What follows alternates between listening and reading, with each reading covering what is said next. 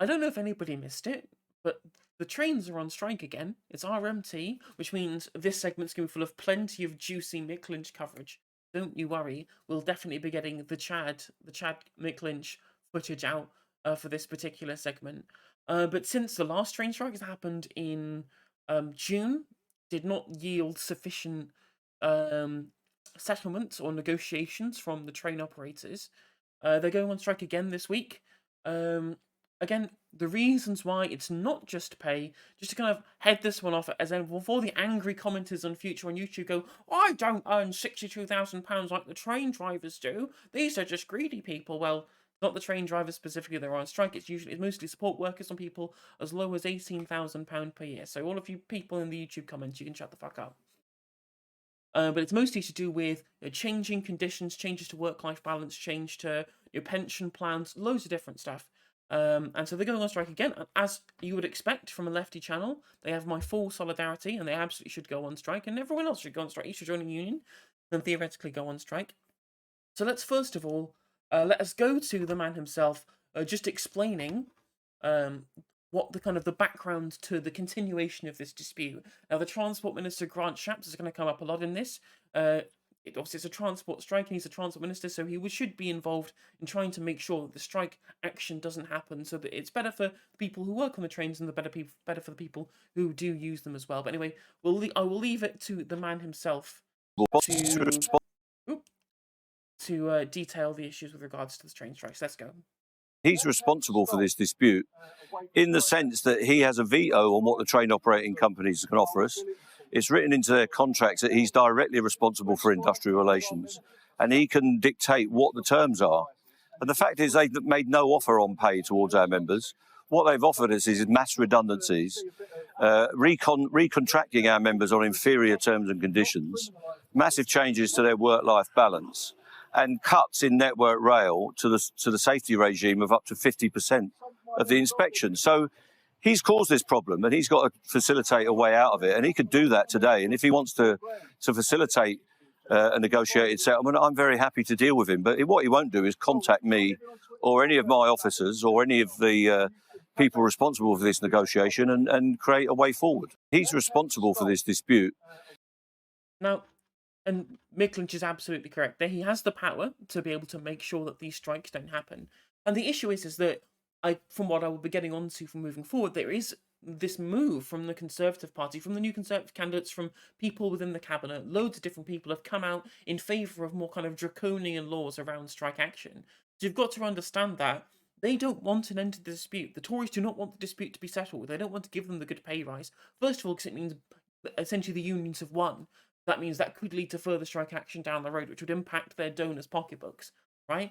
But second of all, they want to use it as an excuse to try and create a narrative about people who belong to the unions, making it, holding the country to ransom, so to speak, and then using that as an excuse to push through the theoretical draconian anti-union legislation. But anyway, Grant Shapps did respond. He was spoken to by Nick Ferrari on LBC. Let's have a listen. Look, I think passengers know when they're being taken for a ride, and they've unfortunately not enough, because the railways are striking. And I was having a look back this year alone.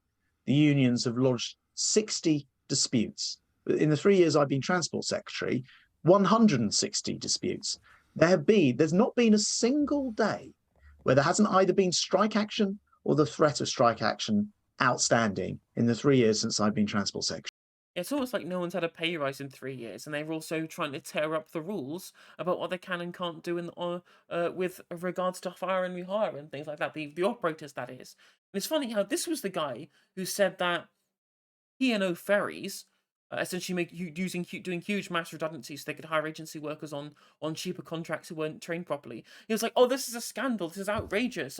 We're gonna go down to we're going to go down to Dover and stand near the picket lines from the RMT and saying, "Oh, this is how bad." Literally, Natty Elphick was on the front lines of the demonstration against P&O ferries. And Grant Shapps was one of the people saying, "Oh, this is outrageous. They should be doing these things." But suddenly, when it comes to the RMT and it's against the train operators, oh God, Can't believe that the union barons are holding the country to ransom like this. Yet maybe if they'd have been given proper pay rises and proper remuneration, and people and members of the people of the companies, of the operating companies who want to tear up the rule book on what is reasonable to expect of their workforce, maybe all of this strike action wouldn't be happening. Something is wrong with the way we're running our railways, and what we've got are forever strikes and mandates which never run out, which means that there's a constant threat of industrial action, which means that actually already pretty well paid rail staff, the median salary, the average is 44 grand. We've got the train drivers on strike. They're covered by ASLEF, not RMT. They're not on strike. The tube drivers on strike, they are covered by RMT. It is the support staff that are striking at the moment. This coming weekend, their average is nearly £60,000. The government's got to make a choice about whether we pay our nurses more. By the way, their medium is 31. And again, it's not just about pay either, right? Grant trying to bring this specifically around pay rather than actually talk about the real issues, which is changing to people's, as Mick Lynch was saying previously, changes to people's work-life balance, changes to their pension provision, firing, rehiring on worse contracts with worse terms, and worse working conditions, right? It's about pay, jobs, conditions, and pensions. So these are the main thing. So he's trying specifically, right? They try and specifically focus on the pay of the people who are striking, so they can pit them against other working class people, right? It's the explicit line that you've seen. I'll say, well, you don't see nurses asking for a pay rise. Oh well, I earn £25,000 a year. You don't see me striking when other people are on £40,000 a year. It's like, maybe, mate, maybe there's a link between your lack of industrial action and your low pay. I'm on, like, my basic salary is £21,000 a year before I get my additional bonuses or whatever. You don't see me complaining that the people who are striking on the rail network earn more than I do. No, they're absolutely entitled to their right to, and they should do, especially when their conditions are being torn up and they're having their pensions kind of hacked into. Like, I'm sorry, but this narrative they're trying to spin is just complete bullshit. 1,000 care workers or others. And we're not saying that railway workers can't have a strike. We're just saying in return, we need to modernise the working practices, which come from the dark ages. Many of them haven't been updated for years.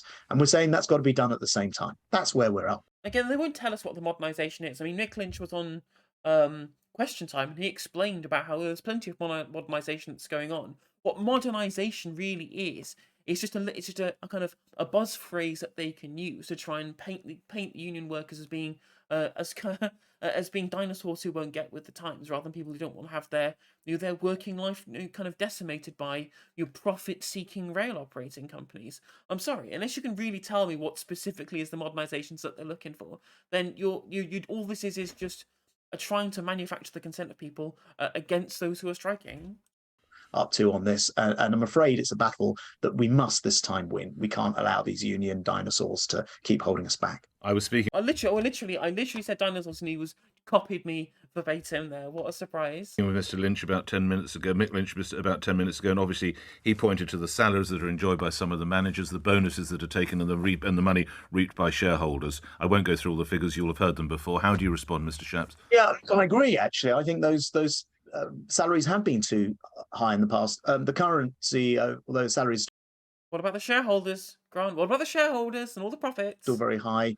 Saw a reduction, I think I'm right in saying, of 28%, because we've been pushing down on these salaries. I've made sure that overall management salaries have come down, I think, by about 10%.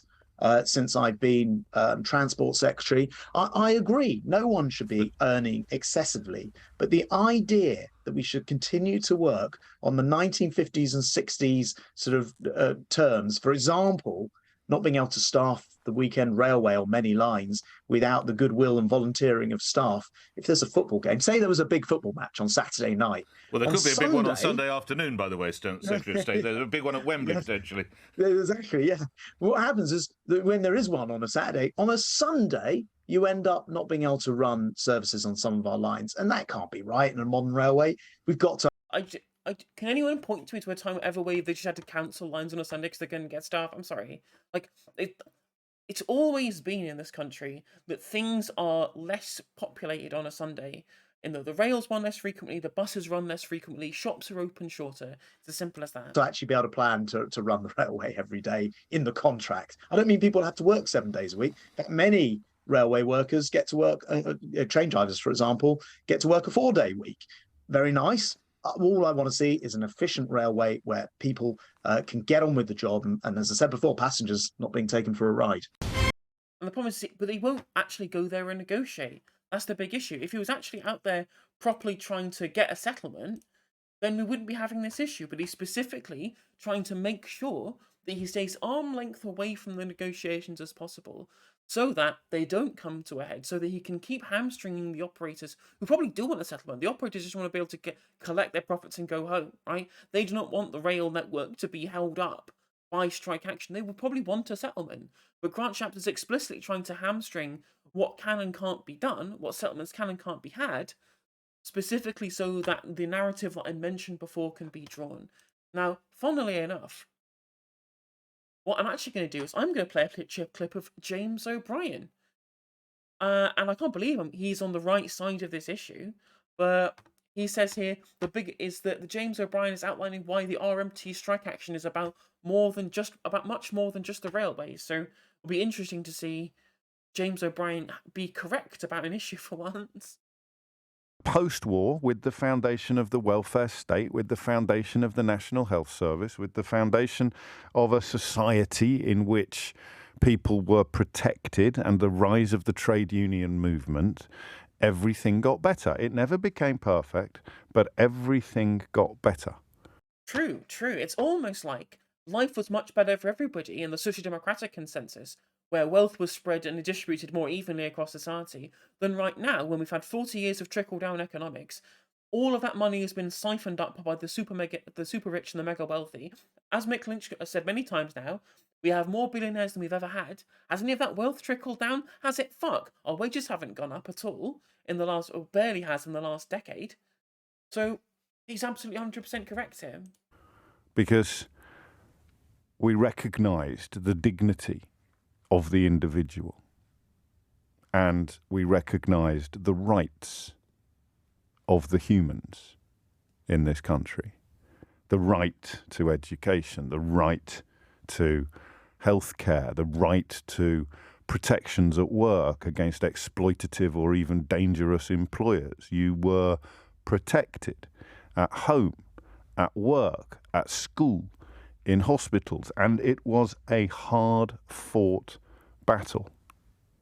A hard-fought battle.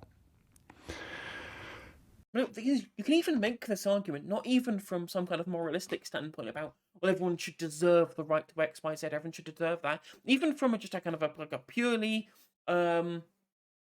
economical basis, it makes for a better society regardless. At the moment, we're having such an issue where because there's so much of a private monopoly on things which are necessarily inelastic markets, things like energy, things like water, things like housing, all of these kind of things. They have the ability, once they have a class monopoly control of these particular industries or these particular utilities, they then have the ability to be able to essentially charge as much as they want for them, because you can't go without a house, you can't go without water, you can't go without energy. These are all things that you need to be able to survive. And so, as we've seen, this has led to, as Ofgem have continued putting the price cap up because they don't really care about people, right? They don't really care about how these markets function, as long as they appease the people who are regulatory captured. Ofgem itself, right, as who's supposed to be an impartial regulator, but seems to only ever regulate on behalf of the businesses, especially by removing their ability to be able to, for people to be able to bargain with and use the competition that they do have between different providers and different retailers of energy. This is not a system that really functions well. It's much better when you have these things provided at a low rate by the state, because we all need them, right? This is the big kind of divider between people on low wages and people on high wages, because they all have that minimum that you have to be able to acquire, which is housing, energy, and water, all this kind of stuff. You have to be able to get over that minimum. Then anything above there is what people would call, expendable or dispendable income or whatever. But poor people don't have that, and that is slowly being eaten into over time, and the cost of living crisis has exemplified this. If there's ever a time when we would realise that having these things in public control so everyone has access to them is a much better society for everybody, is it gives more people the ability to participate in the market, right? And markets function better when you have people who are more equally able to consume, because more of their consumption is dictated by their own wants and their own needs that they want to be able to participate in, rather than things that they are forced to participate in because they're a natural monopoly with an inelastic demand curve. It's very simple. But it's never won, you see.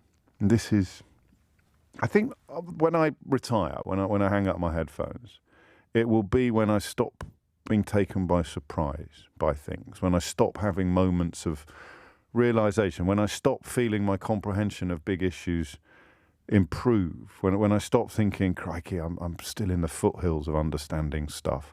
As soon as I smugly and almost certainly incorrectly start thinking I've got everything sussed, then I'm off. You know, the kind of person who never changes their opinion about anything. A 20, 30-year window. Every strike is wrong. Every unemployed person is a scumbag. Every single mother is undeserving of... So you did these, I mean, very much a passport to prominence in British media now, right-wing British newspapers. Think of a... Now? You think that's only just started now, James? You're right, Dialect. He is incredibly inconsistent, and we're seeing it right here. We're just saying, oh, well, the media now we're seeing it now. Well, the media has been fine up until now, where there's never really been a problem, whilst, again, as I've always kind of chided him for, the time when Jeremy Corbyn was leader of the opposition, he refused to acknowledge the things that he's acknowledging now. He's saying, oh, how do we get into this mess? I'm like, well, you fucking caused the mess. Because you, along with everybody else who works in your organisation, the rest of the mass media, the mass media conglomerates who use their power as people who control the public discourse to create these narratives and to manufacture these narratives, where you can even see it, right? You see the graph of the amount to which people think that immigration is a problem is literally directly correlative with the amount to which the media talks about the problem of immigration, regardless of what the numbers are or any kind of theoretical issues that might arise from that.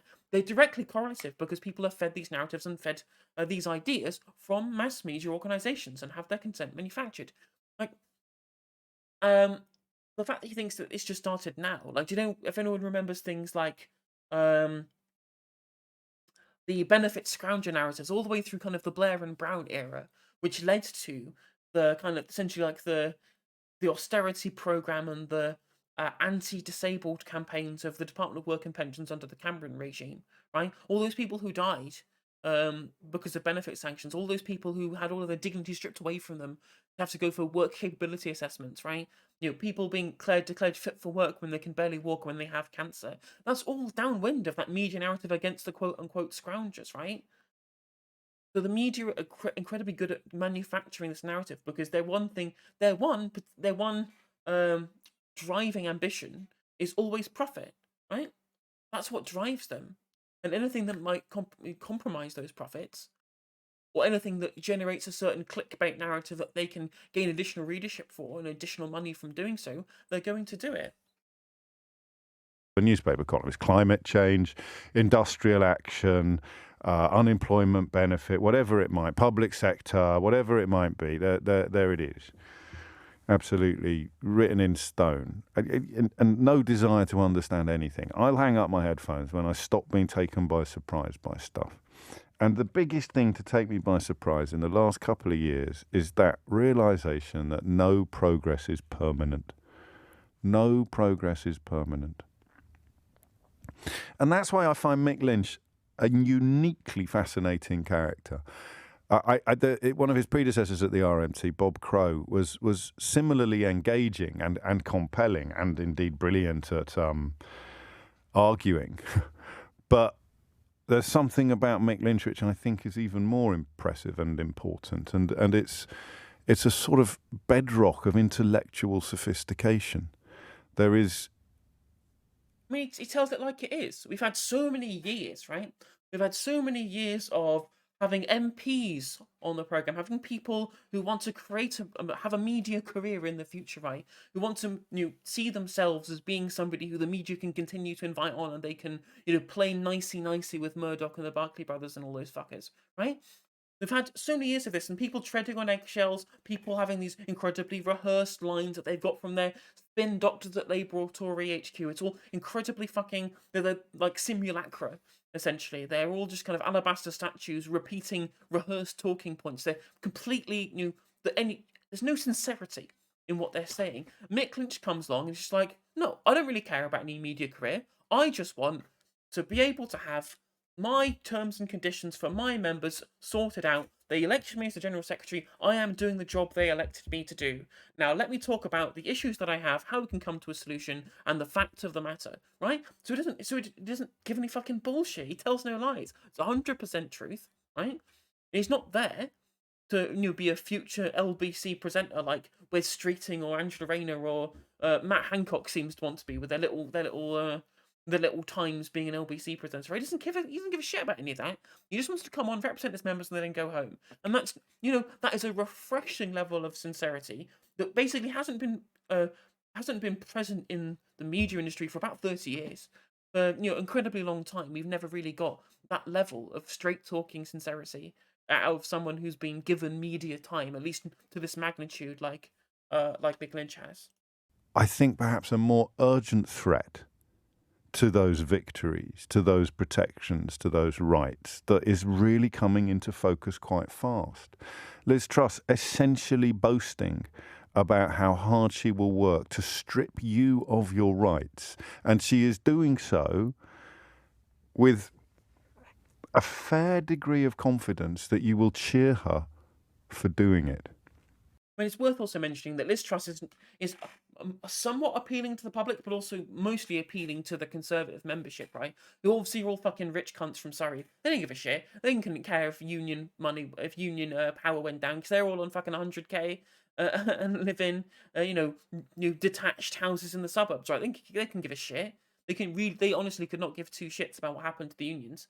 And so any kind of war against the poor that might be fought, they're happy to stake their name to. That's who she's appealing to, because that's essentially who is going to elect her, right? Obviously, there's going to be an outward level where she wants to appeal to the public as well, so that if she does become leader, she can win a future election. But this hard line that's being taken, this I hate to use Starmer's phrase, but this Thatcher cosplay, but not even cosplay. Like, cosplay would imply that she's doing it, she's just pretending, when she's not. She's just fucking is trying to be Thatcher number 2. I said previously when we were covering the debate that it's her dream is to turn the UK into the sweatshop of Europe, to rip up every single rulebook of workers' rights and leave everything to the competition in the market, because she's a market fundamentalist at the end of the day.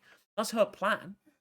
That's how her ideological goals, like she would get from, that's what the Heritage Foundation will want her to do. Britannia Unchained, etc., etc. That's why Mick Lynch is so fascinating. That's why when Mick Lynch pops up on the telly with some blowhard thinking that they'll be able to knock him in around the studio in an interview, he ends up wiping the floor with them, because he understands stuff and he is motivated, I think, by a genuine sense of urgency. And that sense of urgency for me has grown in the last week when I look at Sunak and Truss embarking upon this bizarre attempt to compete about who can describe the consequences of the last 12 years in the most negative terms. I mean, it is actually breathtaking. There's never been a leadership election like it. The Chancellor of Exchequer and the Foreign Secretary competing to decide who is going to be the harshest critic of the government they were in until a month ago. It's madness, right? And one of the areas in which they are competing is... Well, I said the main thing they compete... I mean, the Conservatives have been complaining for a very long time that the Tories haven't been Tory enough, but the membership is just incredibly far right at this point. They are very far right people, or hard right, I guess, probably a better term. There's not like a bunch of Nazis or whatever who are the Conservative membership, but they're all fucking, ideological, like objectivists and libertarians, and they think that the state shouldn't be involved in anything, and they want every single state protection ripped up because they want to become the 1%. That's it. That's all it's about. Is this. Who's going to attack trades unions or workers most viciously? And also, do you know what that is? Do you know what that is, James? That's class war.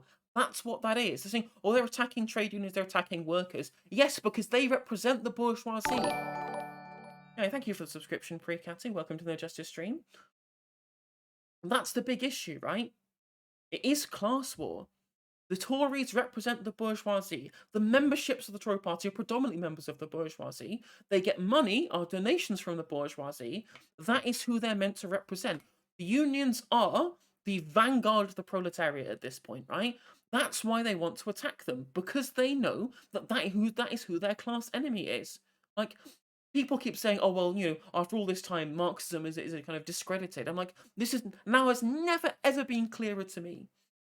The prescriptions about capitalist society that Marx makes in Capital are abundantly clear to me now at this point. Abundantly clear. Liz Truss or Rishi Sunak. And Mick Lynch remains one of the only people who is manning the barricades.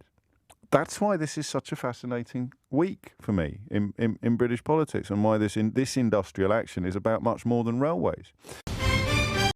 And he's right. Like, he's absolutely right. Because we're seeing, like, I covered it when I was covering the leadership debate from the BBC the other day, when they were both asked if they would ban Sunak and Truss both asked if they would ban public sector strikes, or strikes for things that are like certain kinds of sectors of the economy that are seen as being essential, right? Things like the railways, things like nurses and stuff like that. And they said yes, they would just ban it straight up. That's horrifically draconian.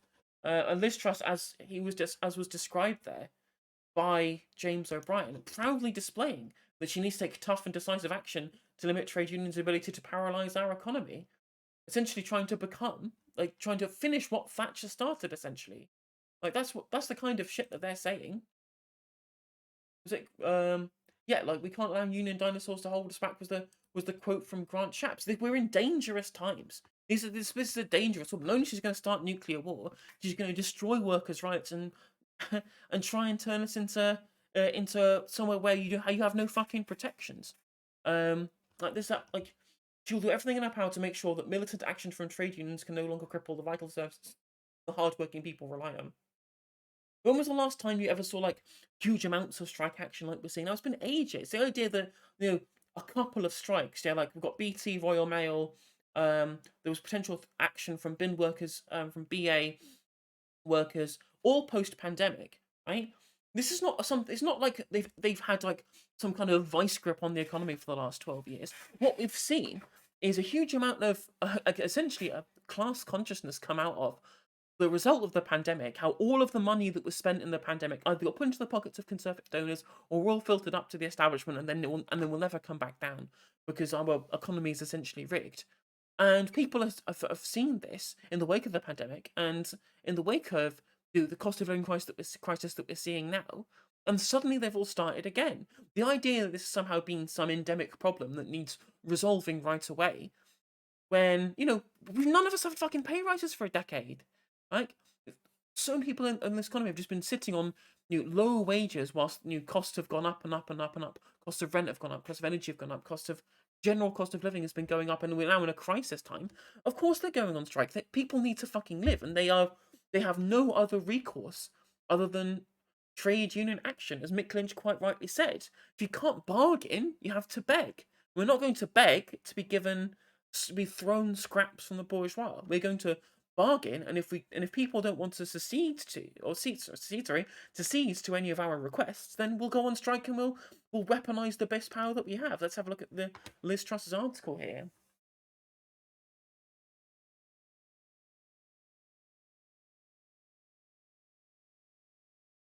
Our pledge came before Tory leadership frontrunner endured a series of aggressive and hectoring attacks from Rishi Sunak in the debate. She wants to raise the minimum threshold support for strike action from 40% of eligible to 50%. Wants to double the notice period for industrial action to 4 weeks, as well as stop members receiving tax-free payments from their unions on strike days. We need tough and decisive actions, etc. Rishi Sunak indicated he would also take a tough line on unions if he became Prime Minister. Apparently, it was a 2019 manifesto commitment to require minimum service levels during transport strikes. As Prime Minister, I'll stop the unions holding working people to ransom. But it's not working people, they're holding the fucking bourgeois, the profit seekers. The train companies being held to ransom. Like, the people doing it are workers. What the fuck are you talking about?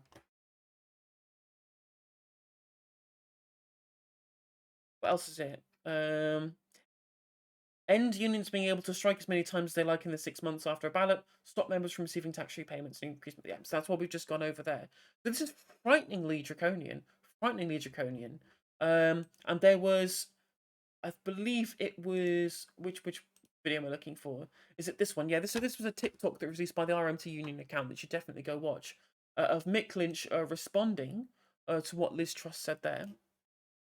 We're going to have one of the most extreme leaders, if she succeeds, that we've ever had in the Prime Minister's office. This is a direct attack on one of the main pillars of our democracy. One of the founding bases of any democracy is the right for a trade union to freely organise and take appropriate industrial action. She's seeking to make effective industrial action illegal.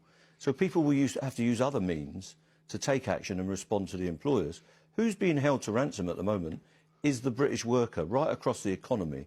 We saw the problems with the NHS yesterday, up to 60,000 vacancies in important jobs, because people are stressed out and underpaid and are not getting a square deal.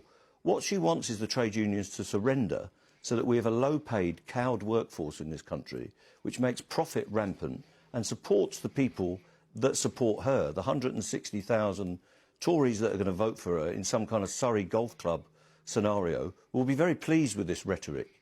But the rest of the country, if you believe in democracy and believe in a liberal economy, cannot support what she's standing for because it's oppression of working people. He's 100% correct, right? That's what I said previously. It is class war. This is class war that is going on specifically to try and crush the ability of workers to be able to organise, right? To turn us into sweatshop workers. That's what's going to happen. That's what she would do if she got her own way. I really don't want to sugarcoat this, and quite frankly, this article here dictating that RMT boss would call for a general strike if she became prime minister and try to enact her membership. Absolutely, 100% general strike. How else are we supposed to do it? If we have a tiny portion of the population deciding that she should become prime minister with very little mandate to be able to implement these incredibly wide-reaching reforms that would crush the ability of workers to be able to effectively organise. What else can we do other than a general strike? A handful of Conservative members dictating what we can and can't do with our working lives? Fuck off. They'll absolutely no. This is the only thing we have to then take even more drastic action at this point, and call for a general strike. Mr. Lynch called for an enormous response from the Labour movement if Miss Truss's promise to crack down on trade unions comes into effect, and warned it would drive workers back to Victorian times. Well, yeah, it's fucking workhouses Mark II. Her policies would affect teachers, postal workers, and the energy sector. He was joined by Shadow Minister Transport Minister Sam Tarry, who defied orders from the Labour leader Keir Starmer for opposition MPs to attend Wednesday strikes. Yeah, Sam Tarry's he's one of the Shadow Transport Secretaries. He's up for deselection in essentially like a in a coup, essentially, in the South Ilford seat he's been on, which is ex Mike Gape's seat, and they just hate him because he's an SCG member. Like, just like Upsana Begum, they basically just got a kangaroo court going on to try and deselect anybody that is new to the left of fucking Pinochet at this point. So, and he defied the orders for people not to attend strikes because he's a fucking Labour MP.